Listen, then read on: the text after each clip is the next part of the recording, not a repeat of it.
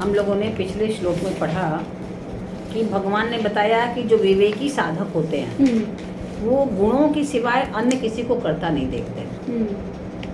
कि मतलब ये शरीर शिखा कोई करता नहीं है कि शिखा ने ऐसा काम किया।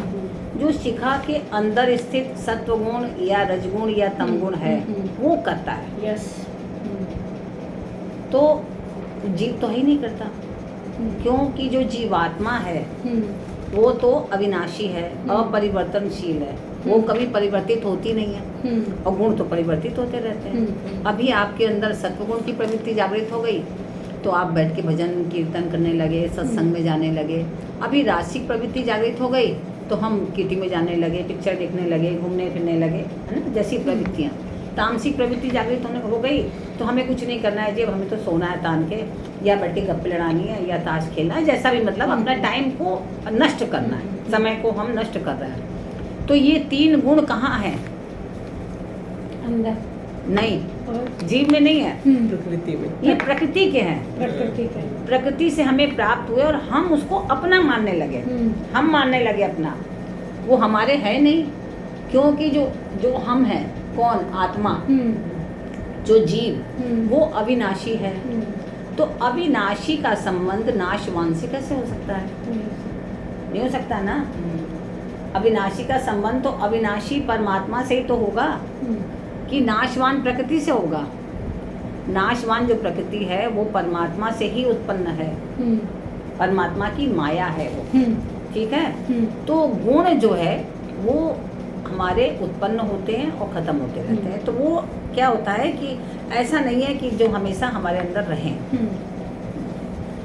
तो जब क्रिया और पदार्थ से असंग अनुभव करता है मनुष्य जीव, तब जो है परमात्म तत्व की ओर जाने लगता है। क्योंकि समझने लगता है कि ये तो गुण है, ये तो भी जाएंगे और ये आएंगे, इससे हम सुप्रभावित और दुष्प्रभावित न हो। जैसे सामान्य रूप से हम किसी को देखते हैं कि अगर किसी ने हमारे संग बहुत अच्छा व्यवहार किया तो हम कहेंगे वाह कितना अच्छा है, और हम सोचेंगे वो हमेशा हमारे पास आए, हम उससे मिलते जुलते रहें। तो इसका क्या मतलब हुआ कि हम उसके उस गुण से अटैच हो गए। और किसी और ने हमारे संग अभद्र व्यवहार किया तो हम उससे भी अटैच हो गए, लेकिन हम उससे दुखी हो गए क्योंकि प्रतिकूल व्यवहार मिला हमको, वो अनुकूल नहीं मिला हमें। तो हमें उस समय ये विचार करना चाहिए, जो सत्य तत्व की ओर आगे बढ़ता है, सत्य तत्व के माध्यम से परमात्म तत्व की ओर बढ़ने लगता है, उसको उससे कोई फर्क नहीं पड़ता। चाहे उसने जो सत्य तत्व की तरफ बढ़ेगा, जो रज तत्व की राजसिक होगा उसको तो फर्क पड़ेगा, लेकिन जो सात्विक होगा उसको फर्क नहीं पड़ेगा। वो सात्विक भी कौन? जो निर्मल सात्विक होगा, है ना। तो उसको कोई फर्क नहीं पड़ेगा। आपने प्रतिकूल व्यवहार किया तो भी वो वैसे ही स्माइल पास करेगा, आपने अनुकूल व्यवहार किया तो भी आपसे वैसे ही स्माइल पास करेगा।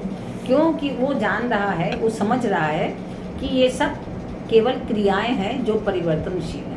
अभी आपके सम्मुख ही उत्पन्न हुई है और थोड़े समय बाद ये परिवर्तित होकर दूसरी क्रिया में परिवर्तित हो जाएगी। जैसे सामान्य रूप से आप परिवार में देखिए, पति पत्नी है, थोड़ी देर पहले अभी बहुत झगड़ा कर रहे होंगे, थोड़ी देर बाद वो बड़ी मित्रता में परिणित हो जाएगा। तो अर्थात वो एक जैसा व्यवहार नहीं रहा ना।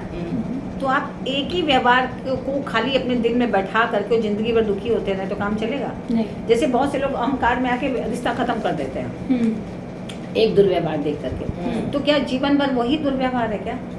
वो तो बदल जाएगा। तो वो हमें समझने की बात है, जीवन में उतारने की आवश्यकता है कि ये व्यवहार है, ये प्रवृत्तियां हैं परिवर्तनशील, जो परिवर्तित होती रहती हैं। लेकिन हमारी आत्मा या हम अपरिवर्तनशील हैं, हम परिवर्तित नहीं होते।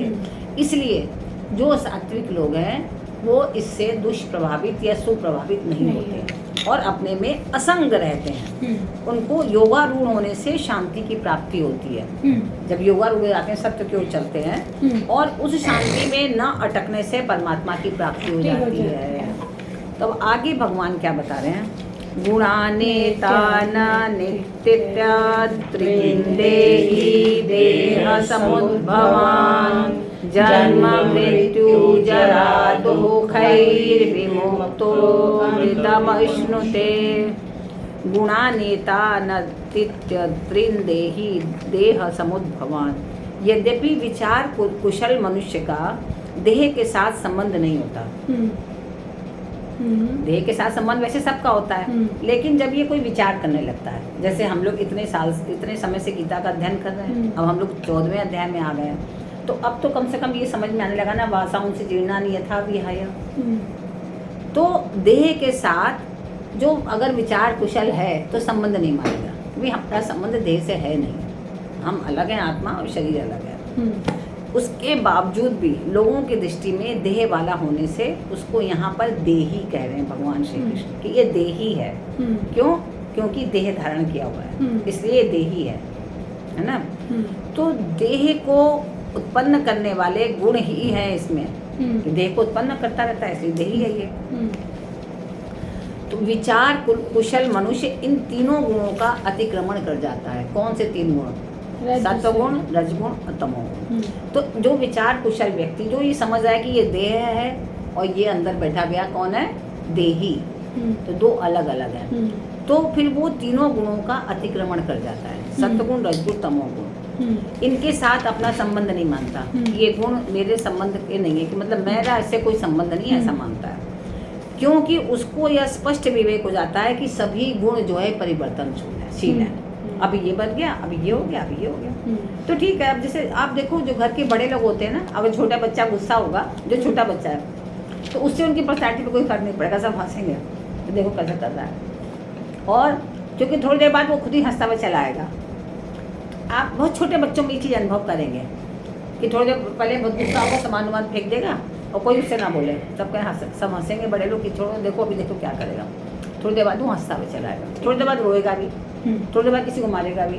तो ऐसे क्या बड़े जब लोग हो जाते हैं तो यही चीज़ विस्तृत रूप से हो जाती है।